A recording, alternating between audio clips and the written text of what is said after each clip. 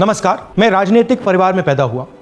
जब मैं छोटा सा था 1980 में प्रियंका और मैं घर में लेई बनाते थे, रात को निकलकर पोस्टर चिपकाते थे। चुनाव समझता हूं। 20 साल से मैं स्वयं चुनाव लड़ रहा हूं। पोलिंग कैसे होती है, पोलिंग बूथ कैसे मैनेज किया जाता है, वोटर लिस्ट, फॉर्म 17, ये सब मैं गहराई से समझता हूं। कुछ समय पहले हमें दाल में काला लगा। चुनाव के नतीजे आते थे, मूड एक तरीके का होता था, रिजल्ट दूसरे तरीके का। मुझे याद है उत्तराखंड में हम चुनाव हारे। बाद में मैंने कैंडिडेट से पूछा कि जहां रोड शो हुआ था वहां जाके देखिए हमें कितने वोट मिले। हजारों लोग आए थे, पोलिंग बूथ में किसी ने वोट नहीं किया। यह असंभव था, यह हो ही नहीं सकता।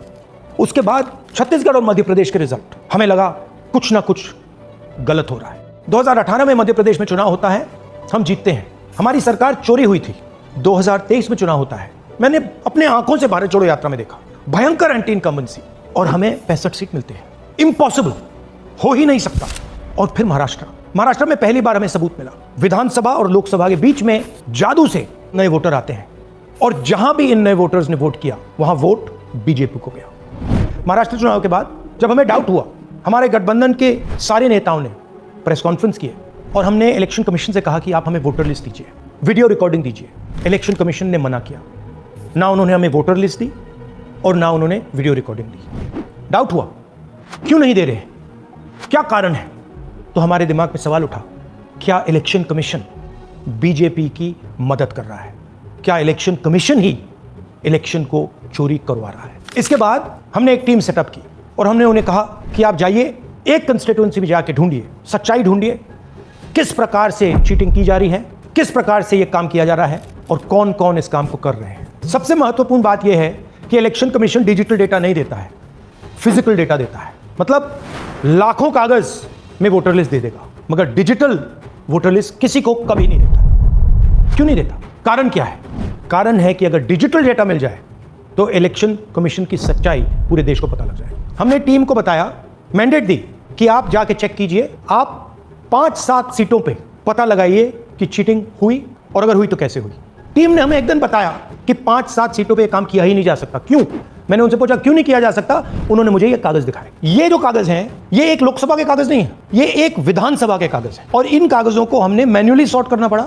और पूरा का पूरा काम जो हुआ है, इसमें 6 महीने लगे हैं, और एक असेंबली सीट में हम ये काम कर पाए हैं। क्यों? क्योंकि डिजिटल डेटा नहीं दिया जाता। अगर इलेक्शन कमीशन ने हमें डिजिटल डेटा दिया होता तो हम ये कार्रवाई पूरे देश में, हर लोकसभा में, हर विधानसभा में 15 मिनट में करके दिखा देते। हमारे पास अनलिमिटेड रिसोर्सेज नहीं है, इसलिए हमने ये रिसर्च सिर्फ एक लोकसभा में, एक विधानसभा सीट में की। मगर मुझ में अब पूरा भरोसा है कि ऐसी 100 से ज्यादा सीटें हैं हिंदुस्तान में।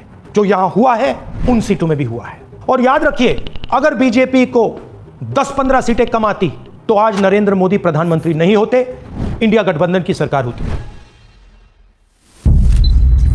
जांच ने 5 तरीके की चोरी पकड़ी है। डुप्लीकेट वोटर, जिसका मतलब एक वोटर के नाम वोटर लिस्ट में अनेक जगह आ रहे हैं। फेक एड्रेस, मतलब एड्रेस है ही नहीं, या फिर house number 0। Bulk voter in single address, मतलब एक छोटे से घर में 40, 50, 60 लोग रह रहे हैं। इनवैलिड फोटोज, छोटी सी फोटो है या फिर फोटो ही नहीं है, और वो जो छोटी फोटो है वो दिखती भी नहीं है। कौन है, किसका चेहरा है, नहीं पता लग सकता। Misuse of form 6। Form 6 first time voters के लिए होती है, मतलब जिनकी एज 18-20 साल की हो, मगर वोटर लिस्ट में 90 साल के लोग फॉर्म 6 का प्रयोग कर रहे हैं। चुनाव में 6,50,000 वोटर थे, उसमें से 1 लाख चोरी के थे। अब मैं आपको 5 उदाहरण देता हूं। ये देखिए, गुरकीरत सिंह डांग, इसका नाम 4 अलग अलग बूथों पे आता है। ये कैसे हुआ और क्यों हुआ? एक और उदाहरण, विशाल सिंह, वाराणसी में वोटर लिस्ट में नाम है और बेंगलोर में 2 बार वोटर लिस्ट में नाम आता है। क्या ये वाराणसी में वोट कर रहे हैं या बेंगलोर में वोट कर रहे हैं, या दोनों जगह वोट कर रहे हैं? एक और उदाहरण देखिए, हाउस नंबर 0। तो आपने कभी सुना है हाउस नंबर 0? हमने तो नहीं सुना था, मगर बेंगलोर में हजारों हाउस नंबर 0 हैं वोटर लिस्ट पे। हाउस नंबर 35 की कहानी सुनिए। छोटा सा घर है, ज्यादा से ज्यादा 4 लोग रह सकते हैं, मगर इस 35 में 80 लोग वोटर लिस्ट में रजिस्टर्ड है। ये ERO ने कैसे अप्रूव किया, क्यों अप्रूव किया, पता लगाना है।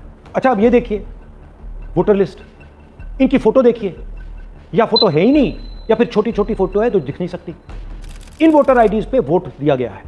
अब मैं आपको बताता हूं शकुन रानी की कहानी। फर्स्ट टाइम वोटर बनी है, 70 साल की आयु है। एक बार फॉर्म 6 का प्रयोग किया और उसके कुछ ही महीने बाद दूसरी बार फॉर्म 6 का प्रयोग होता है। 2 बार इनका नाम वोटर लिस्ट में आता है और फर्स्ट टाइम वोटर की लिस्ट में आता है। ये फर्स्ट टाइम वोटर हो ही नहीं सकती। तो क्या शकुन रानी जी ने वोट किया या किसी और ने शकुन रानी जी के लिए वोट किया? ये ही छुपाने के लिए सीसीटीवी का डेटा हमें नहीं दिया जा रहा है। और ये शकुन रानी जी अकेली नहीं है, ऐसे हजारों लोग हैं जिन्होंने फॉर्म 6 का प्रयोग करके 2-3 बार वोटर लिस्ट में नाम डाला है। हमने पहले इलेक्शन कमीशन से इलेक्ट्रॉनिक वोटर लिस्ट मांगी थी, सीसीटीवी फुटेज मांगी थी।